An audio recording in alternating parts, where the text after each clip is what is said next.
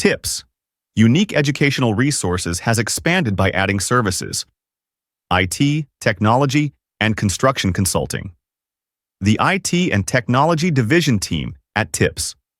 Unique Educational Resources specializes in the intersection of education and innovative immersive technologies, including virtual worlds and extended reality. We have significant expertise in data analytics and visualization, enabling us to communicate effectively with external vendors, oversee system integrations, and set clear delivery expectations. To streamline the development process, we standardize our approach by creating checklists and designing implementations for real-time event streaming between integrated platforms. The construction services endless possibilities that inspire a fascinating range of innovation, creativity, and ingenuity. In this context, TIPS Unique Education Resources has started offering construction management services. Our services are tailored to meet the specific needs and objectives of the clients and prime consultant teams on projects.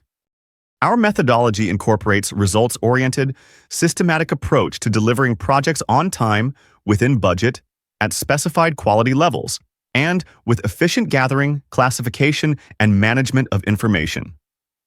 Our total capabilities uniquely position our team to quickly develop and implement the necessary project controls, train staff, and develop the in-house resources of the client when needed.